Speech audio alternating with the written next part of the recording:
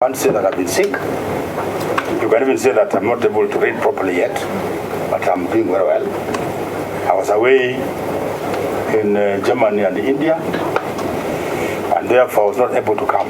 Akifika mbele ya kamati ya bunge la Seneti kuhusu wasibu wa fedha chini ya wenyekiti wake Seneta Moses Kajwang, gavana wa Homa Bay Cyprian Awiti amekabiliwa na wakati mgumu kueleza sababu za kutolipa madeni ya shilingi milioni 742 kwa wanakandarasi licha kaunti yake kuwepo na marupurupu ya shilingi milioni 734 mwaka wa kifedha wa 2016-2017. But the 742 million that you are sure of should not be subject of further inquiry unless you are not sure of it. What should be the subject of inquiry is a 916 million that was presented to the Auditor General. And Governor, when you talk of a report next week, we need to understand the kind of report that we'll be getting next week. Mbali na swala la kutowalipa wanakandarasi, Gavana Awiti ametakiwa kuelezea sababu za kudidimia kwa ushuru wa kaunti hiyo kutoka milioni 240 mwaka wa kifedha wa 2014-2015 hadi milioni 101 mwaka wa kifedha wa 2017-2018. From 2014 2015 to the current year where you have 101, we are talking of 140 million. So we are saying Homa Bay County is doing so badly that we may as well go back to the Homa Bay County Council. Literally, that is what we are saying. For the drop in collections, I disagree with the argument on elections as a cause, because you have demonstrated that every year your collections are dropping by 40 million from 2014-2015.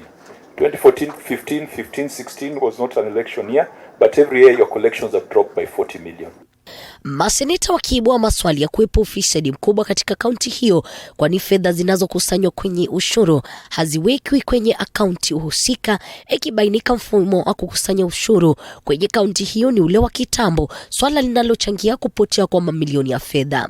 Why should the enforcement guy come with a rungu to force me to pay, then 10% is paid to a commission agent? No, that one will stop. Why would the enforcement officer force me to pay when money is collected in hospitals are used at source? So if you are going to ensure that the enforcement officers are effective, then morally you must also lead by example. That system is very archaic.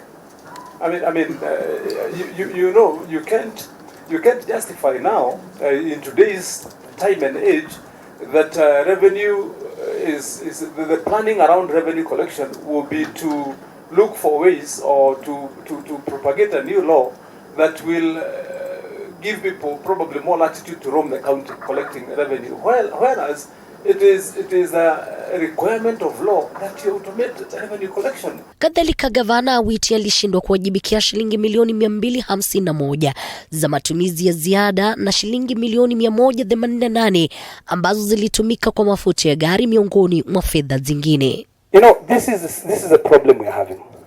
You've indicated here that the people of Homa Bay are very poor, that the prevalence of other diseases is quite high, like HIV and others. Why then would you be spending money in fuel, oil and lubricants, in other expenses and rental, than you spending money in the hospital?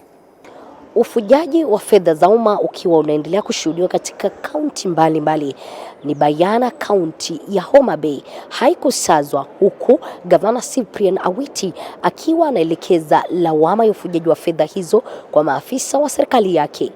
Lakini swali ni je, ni nani ataziokoa kaunti? Elizabeth Matiko, TV 47, Majengo ya Bunge.